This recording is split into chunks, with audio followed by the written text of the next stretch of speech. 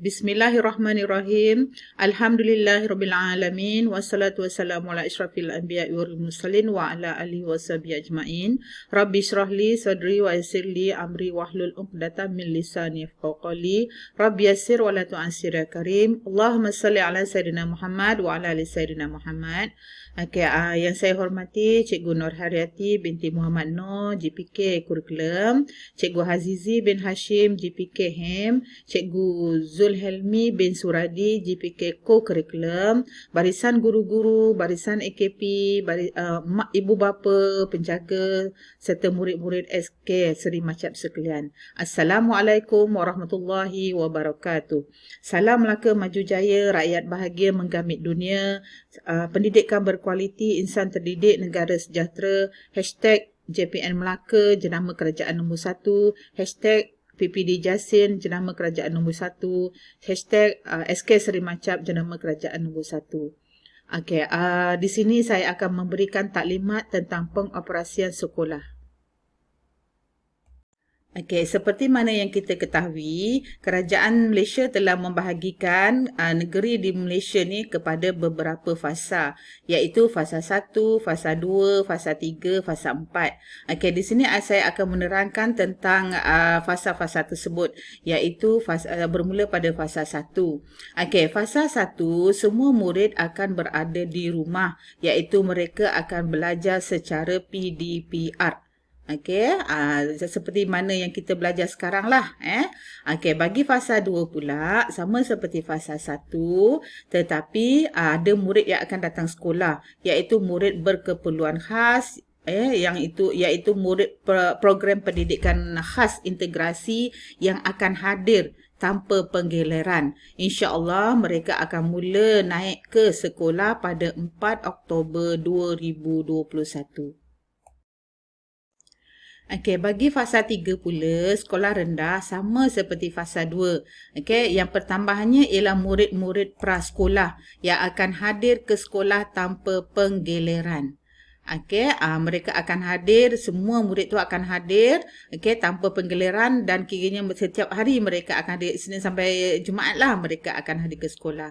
Baik, bagi fasa 4 pula, sama seperti fasa 3, iaitu PKI hadir, prasekolah hadir, ada tambahan, iaitu murid tahap 1, iaitu tahun 1, 2, 3 akan hadir secara penggeleran.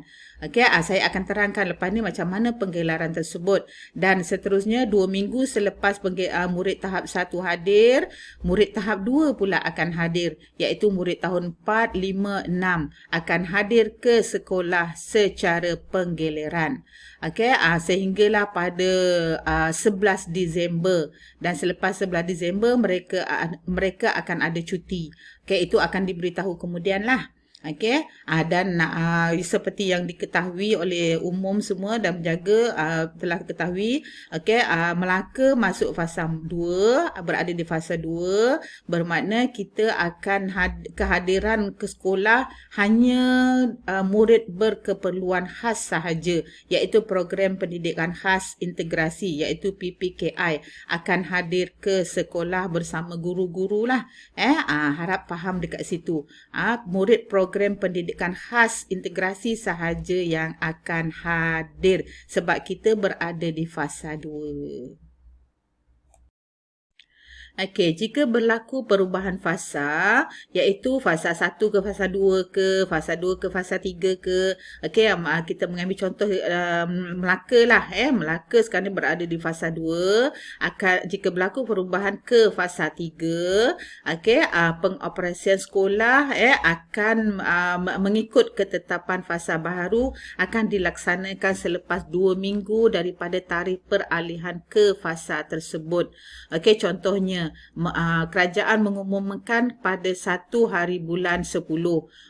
Makna 2 minggu selepas daripada pengumuman itu, murid akan ke sekolah. Tapi tunggulah pengumuman atau pemberitahuan daripada pihak sekolah. Tidak perlu tergesa-gesa, ya.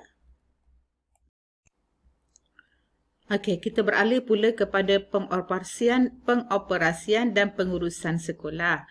Okey, untuk pengetahuan penjaga semua, okey, kehadiran murid ke sekolah nanti jika fasa 4 lah ni, kehadiran murid ke sekolah akan dihadkan kepada 50% enrolment kelas. Okey, maksudnya dekat sini, guru kelas akan membahagikan kelas murid dalam kelas tu kepada 2. Makna 50% 2 lah, bagi kepada 2. Makna kalau 20 orang murid dalam kelas, akan dibagikan kepada 2, 10 orang lah. Setiap sehari tu 10 orang sahaja yang akan hadir, dan kehadiran murid tersebut adalah secara penggiliran mingguan. 20 orang, kalau 20 orang bagi 2, 10 orang. 10 orang minggu ni datang, minggu depan 10 orang. Kepada 2 kumpulan A, kumpulan B. Kumpulan A datang minggu ni 10 orang, minggu depan akan datang 10 orang pula. Dan begitulah minggu-minggu seterusnya. Bagi untuk penambahbaikan SOP, pemakaian pelitup muka diwajibkan. Makna semua murid, semua guru, semua warga sekolah perlu memakai pelitup muka. Diwajibkan. Bagi murid yang bergejala, tidak dibenarkan ke sekolah. Bergejala ni maksudnya yang ada simptom sesama batuk, yang ada demam, tidak dibenarkan ke sekolah. Memastikan dan pihak sekolah juga akan memastikan pengudaraan yang baik dalam kelas, dan juga membuat ujian kendiri. Ini sekiranya murid bergejala lah ni, pihak sekolah, tapi pihak sekolah buat masa sekarang belum ada lagi. Belum ada lagi, tapi tak tahulah akan datang. Perlu sediakan ke, tapi buat masa sekarang belum lagi. Tapi ini untuk penambahbaikan lah SOP. Seterusnya kelonggaran peraturan. Murid-murid dibenarkan memakai pakaian yang sesuai. Yang sesuai. Baik, yang sesuai dekat sini perlu kemas, perlu sopan, dan juga sekiranya seragam yang ada tidak lagi sesuai untuk dipakai, perlulah pakai macam tadi. Tapi tak bolehlah pakai seluar pendek, tak bolehlah pakai baju warna-warni. Pada saya baju sukan anak-anak masih elok rasanya, masih muat. Pakai tu, dan pastikan pakai seluar panjang, pakai kasut. Kalau kasut sekolah putih tu, hitam tu tak ada, pakailah kasut sukan ke, itu boleh. Jangan pakai selipar pula datang sekolah. Baik, bagi ketidakhadiran murid, perlu ada surat. Perlu ada surat pemakluman daripada ibu bapa. Makna ibu bapa kena buat surat lah, beri kepada guru kelas memaklumkan anak-anak tidak dapat hadir. Seterusnya saya akan bercerita pula mengenai pembahagian murid ke sekolah. Seperti yang saya beritahu tadi, tahun 1 hingga tahun 6 akan ada 2 kumpulan, iaitu kumpulan A, kumpulan B. Guru kelas akan bahagikan murid tu kepada 2 kumpulan, iaitu kumpulan A, kumpulan B. Bagi kumpulan A, mereka akan datang ke sekolah pada minggu pertama. Contohlah ni minggu pertama PDP mereka berada di sekolah.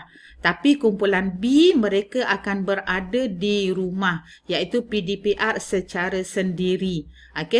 Bagi minggu kedua pula, PDPR di rumah adalah kumpulan, dia akan bertukar. Makna kumpulan A di rumah, kumpulan B di sekolah. Faham tuan-puan?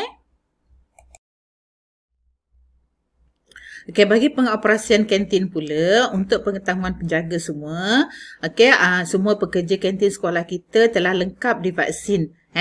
Dan mereka perlu mematuhi SOP dikeluarkan oleh MKN dari semasa ke semasa.